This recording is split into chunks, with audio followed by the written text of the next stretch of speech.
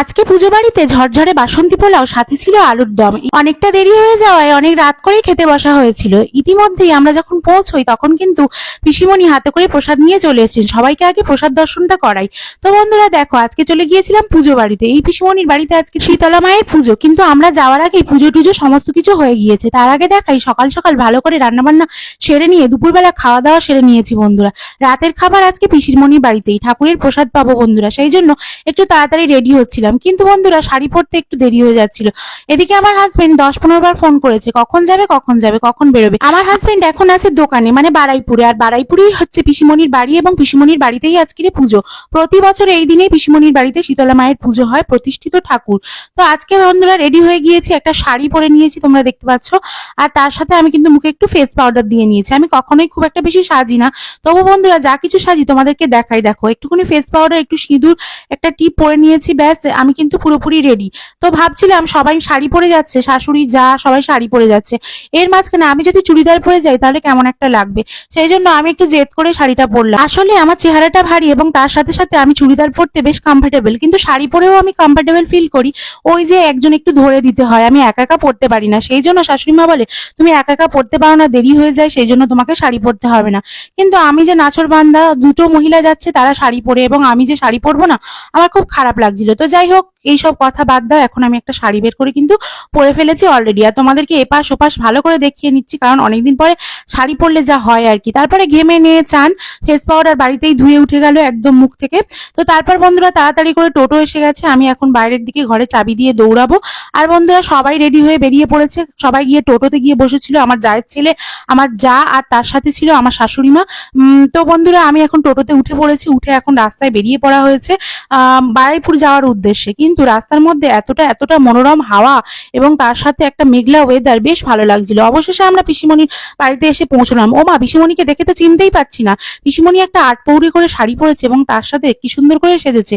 আর এই হলো আজকে ঠাকুর মন্দিরটা। দেখো বন্ধুরা, মায়ের পুজোটা হয়ে গেছে, আমরা কিন্তু পুজো হয়ে যাওয়ার পরেই এসেছি, কারণ অনেক রাত করেই বেরিয়েছি আমরা। আর আমাদের এখানে কিন্তু অনেকটা দেরি হয়ে গেছে যেতে টোটো করে।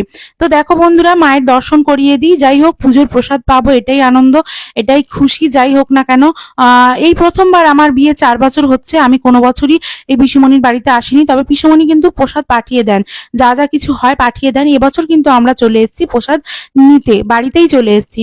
তো দেখো বন্ধুরা, এখানে বসে আছি। অবশেষে আমার হাজবেন্ড ফোন করলো, যে এতক্ষণ পরে, যে আমাকে 10-15 বার ফোন করে বললো তুমি কখন বেরোবে, রেডি হওনি কেন। তারই বাইক খারাপ হয়ে গেছে, হঠাৎ করে বাইকে স্টার্ট নিচ্ছে না। ইতিমধ্যে গ্যারেজে নিয়ে যাওয়া হয়েছে, কিন্তু সেখানে সব বন্ধ, কারণ এখন অলরেডি বাজে রাত 10:30। পিসিমণি এখানে প্রসাদ নিয়ে এসছে, কিন্তু মনটা একদমই ভালো নয়। প্রসাদ খাবো, প্রসাদে মন নেই, কিন্তু হাজবেন্ডের দিকে একটু মনটা, কারণ হাজবেন্ড এখনো পর্যন্ত মানে গাড়ি সারায়নি, মানে গাড়িতে উঠতে পারছে না। তো মুখটা একটু বাংলার পাঁচ হয়েছিল আমার, আর কেঁদেও ফেলেছিলাম। তো বন্ধুরা একটা জিনিস কি বলতো, যে মানুষটা আসবে বলে এত আশা করে এবং আমাকে বলে যে তুমি রেডি হয়েছো, কখন আসবে, আমি এখান থেকে বেরোবো, তো সেই মানুষটাই যদি আসতে না পারে, আর ও হঠাৎ করে ফোন করে বললো যে ও বাড়ি চলে যাবে, এত রাত হয়ে গেছে আর গাড়ি সারানোর পরেও আর আসবো না, তো তখন আরো খারাপ লাগছিল। তো কিছু করার নেই, গাড়ি ঘোড়ার ব্যাপার, খারাপ হতেই পারে। তো তারপরে আমাদের হোটেল থেকে একটা মানে গাড়ি সারানোর একটা ছেলে, ভগবান ভালো রাখুন, সব সময় কি বলবো, সব মানুষকে টাকা পয়সা দিয়েও পাওয়া যায় না, তবে বিপদের দিনে যে সাহায্য করে সেই হলো আসল বন্ধু এবং আসল মানে কি বলে, ভালো মানুষ। তো যাই হোক, ফোন করতেই সেই ভাই কিন্তু হোটেল থেকে বারুইপুর অব্দি বাইক নিয়ে চলে গেছিল, এবং গিয়ে তোমাদের দাদা ভাইয়ের কিন্তু দেখলো বাইকে মানে কোনো রকম কিছু রেসপন্স করছে না। যাই হোক, অবশেষে ফোন করে জানা গেল যে গাড়িটা সারানো গিয়েছে এবং তোমাদের দাদা ভাই আসবে। তো তারপর আমি একটু বাইরের দিকে দেখছিলাম কখন আসবে কখন আসবে, একা একা বসে বসে। আর ততক্ষণে কিন্তু কেউ খাওয়া দাওয়া করেনি, মানে আমার শাশুড়ি মা, যারা যারা গেছিলাম আমরা, কেউ এখনো খাইনি, পিসিমণিও তো এখনো খাইনি। তো পিসিমণিকে জোর করে ধরে বেঁধে একটু ভিডিও করানো আর কি। পিসিমণিকে আজকে সুন্দর লাগছে, একটা সিম্পল সাধারণ ড্রেসে থাকে, তো আজকে একটু শাড়ি টাড়ি পরেছে, দেখতে বেশ ভালো লাগছিল। অবশেষে আমার বরমশাই এখানে আসতে পারলো। দেখো বন্ধুরা, বাড়ি চলে যাচ্ছিল, বললো যে এক জায়গায় যেতে বাধা পড়েছে, গাড়িটা সারানো যাচ্ছে না, তো চলে যাই। তারপর অবশেষে দীপক ভাই গেল এবং তোমাদের দাদা ভাই ভাইকে রাস্তা চিনিয়ে নিয়ে এলো আর গাড়িটাও ঠিক করে সেই ভাই হোটরে আবার ফিরে গেল। তো অনেক ধন্যবাদ সেই ভাইকে। আর এই যে বন্ধুরা চলে এসছে এখন বরমশাই, এসে এখন একটু জল টল খাবে। সারাদিন কিছু খায়নি, দুপুরবেলাটা একটু ভাত খেয়েছিল, কিন্তু বিকালবেলা আর এখানে আসবে, পুজো বাড়িতে আসবে বলে ও কিন্তু এখনো কিছু খায়নি। তো একটু আসতে কোল্ড ড্রিঙ্কস দিল, ও কিন্তু এখানে দেখো বন্ধুরা জল না কিছু বুঝতে পারছে না। তো যাই হোক একটা কিছু খাচ্ছে, আর এখানে মা বসে আছে আর আমি এখানে বসে বসে একটু ভিডিও করছিলাম আর ওর দিকে দেখছিলাম যে আসছিল না, তো ভালো লাগছিল না। তো আমার জায়ের ছেলে এখানে বসে বসে ফোন দেখছে। এখনকার বাচ্চা মানে কিন্তু ফোন। ওখানে আমার যাও খাটের উপরে বসে ফোন দেখছিল, সবাই এখানে বসে গল্প করছিলাম। আর দেখো বন্ধুরা পুজো বাড়িতে গিয়ে কিন্তু বেশ আনন্দ হচ্ছিল। তারপরে তোমাদেরকে এটাই বলছিলাম, ভয়েসটা আর দিইনি, যে আমরা এখানে চলে এসেছি বা তোমাদের দাদা এতক্ষণ পরে আসতে পারলো এত বাধা বিপত্তি পেরিয়ে। তো যাই হোক, ভগবানের কৃপা থাকলে সব জায়গায় যাওয়া যায়। হয়তো মনে মনে ভাবছিল যে বাধা পড়েছে যাব না, কিন্তু ভগবান হয়তো বা ঠাকুর হয়তো চান যে ও আসুক, প্রসাদ পাক, সেই জন্য। তো যাই হোক, অনেকটা রাত হয়ে গেছে, এখন প্রায় 11টা 11:30 বাজে। আর আমি ওকে বলছিলাম একটু এদিকে তাকাও, ও এদিকে তাকাচ্ছিলই না কিছুতেই। তো আমি একটুখানি হাত ধরে বলছিলাম একটু এদিকে তাকাও, ও কোনো মতেই ক্যামেরার দিকে তাকাচ্ছিল না। তো যাই হোক, আজকের আমার ব্যাড লাক, ও ভিডিও করতে ভালো লাগছিল না নাকি ওর। তো তারপরে খেতে বসে গিয়েছি। এখানে বন্ধুরা পাতা দিয়ে দিয়েছে, আর এখানে কিন্তু আমাকেও পাতা দিয়ে দিয়েছে বন্ধুরা। সবাই মিলে একসাথে মানিয়ে গুনিয়ে টেবিলের মধ্যে বসে পড়া হয়েছে, পাতা জল আস্তে আস্তে দেওয়া হচ্ছে। আর এখানে বন্ধুরা দেখো আমিও কিন্তু প্রসাদ পাবো বলে এখানে বসে পড়েছি। তো উঠোনের মধ্যে ঠাকুর মন্দিরের সামনে অনেকটা জায়গা ছিল, সেখানে টেবিল চেয়ার পাতা হয়েছিল দেখো। আর সবাই মিলে দাওয়া থাওয়া করছিল, খুবই ভালো, সবাই ভালো ব্যবহার করছিল, কথাবার্তা। তো তারপর এখানে দেখো বন্ধুরা রান্নার মধ্যে ছিল বাসন্তী পোলাও, আলুর দম, চাটনি, পাঁপড়। তো বন্ধুরা আমি চাটনি পাঁপড়টা ভিডিও করতে ভুলে গেছি, তার জন্য এক্সট্রিমলি সরি। তো ঝুরঝুরে বাসন্তী পোলাওটা আমি এখানে দেখিয়ে দিচ্ছি, যেহেতু অনেক রাত হয়ে গিয়েছিল এবং আমার অতটা মাথায় খেয়াল ছিল না। তো যাই হোক, এখানে আলুর দম আর বাসন্তী পোলাওটা পাতে দিয়েছে, সেটাই তোমাদেরকে দর্শন করাতে পারলাম। বাকিটা চাটনি আর পাঁপড়টা আমার করা হয়নি। তারপরে বন্ধুরা দেখো খেয়ে দিয়ে পিসিমণির সাথে একটু পিসিমণির উপরের ঘরে গল্প করতে এলাম। পিসিমণির মা দোতলায় উঠতে পারে না বলে পিসিমণিও উপরের তলায় ভালো ঘর করেছে, কিন্তু থাকে না, নিচে থাকে মায়ের সাথে। তো সেটাই পিসিমণি আমার সাথে গল্প করছিল, আর আমি এখানে দেখো বন্ধুরা চলে যাওয়ার সময় একটুখানি ভিডিও করে নিচ্ছিলাম আর তোমাদেরকে টাটা করে দিচ্ছিলাম যে এবারে হয়ে গেছে, চলে যাব। আর ওখানে পিসিমণির মা ছিল ঘরে, পিসিমণি সবাই মিলে ওখানে ছিল, আর আমার শাশুড়ি মা, আমরা সবাই এবার বেরিয়ে পড়বো। আর ঠাকুর মন্দিরটা আবারও একটু দেখিয়ে দিলাম বন্ধুরা। তো চলো আবারও পরের বছরে যদি ভগবান আসে মানে নিয়ে আসে আবার নিশ্চয়ই আসবো। আর এখানে আমার জায়ের ছেলে ছিল, সব ভাইরা ছিল দেখো বন্ধুরা। আর এখানে শাশুড়ি মা এখানে বসে আছে, শ্বশুর মশাইকে ফোন করা হচ্ছে।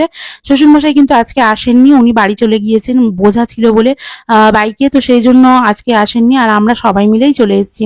তো লাস্টে প্রণাম টোনাম সেরে এখন বাড়ির দিকে রওনা দেব। বেশ রাত হয়েছে, কারণ অনেক রাত। আমরা অনেকটা ভয় পাচ্ছিলাম যে এতটা রাস্তা আবার বাড়ি ফিরবো কিভাবে, কি বৃত্তান্ত। ইতিমধ্যে রাস্তার দিকে আমাদের টোটো দাঁড়িয়ে আছে, টোটোর কাছে চলে যাচ্ছি বন্ধুরা। আর ওখানে মা আস্তে আস্তে পিছন দিকে আসছে, আমরা একটু সামনে সামনে এগিয়ে যাচ্ছি। মা বললো এগিয়ে যাও। তোমাদের দাদা ভাই এখানে বাইকটা বের করে নিচ্ছে, এই বাইকটাই আজকে গন্ডগোল করেছে, ওর বাহন, ওর বাইক। তো যাই হোক বন্ধুরা, এই যে দেখো বাইকটা বের করে নিয়ে এলো। এবার এর মধ্যে করে মানে এতে করে বাড়ি যাবে। ওকে মানে বললাম বারবার করে তোমার ব্যাগটা আমাদের কাছে দাও, দিল না। তারপর এখানে কল্যাণপুরে রেলগেট পড়লো, আমরা এখানে দাঁড়িয়ে দাঁড়িয়ে অনেকক্ষণ ধরে ইঞ্জিন পাস হচ্ছিল, তো এখানেই বসেছিলাম আর গল্প করছিলাম।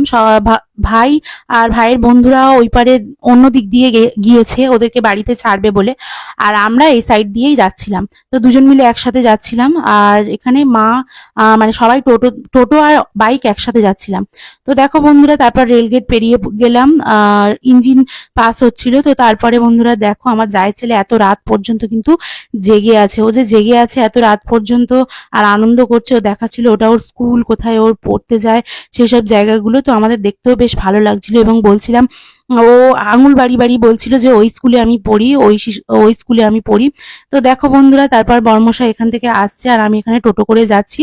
এমন সময় মাঝখানে একটা গোটা লরি দাঁড়িয়ে ইট মানে লাভাচ্ছিল, কিন্তু আমরা কি করলাম, নিচে লেবে গেলাম, কারণ অনেকটা খাদ মতন ছিল, টোটোটা উল্টে যেতে পারতো। তারপরে বাড়ি চলে এসেছি বন্ধুরা, বর্মশাইকে জোর করে দাঁড় করিয়ে দু একটা রিলস বানালাম, একটু নেচে টেচে নিলাম। আর বর্মশাই আমার রেগে পুরো খাপ্পা হয়ে গেছে, যে এত এত এত রেগে গেছে কি বলবো আমার উপরে, কারণ অত রাত হয়ে গেছে আর তার উপরে আমি এসে ওর টাইম ওয়েস্ট করছি, রিলস বানাচ্ছি। তো যাই হোক, এখন বাজে 1টা 2, বাড়ি চলে এসেছি আর তোমাদেরকে টাটা জানাবো বলে বক বক করছিলাম, সেই সাউন্ডটা দিইনি।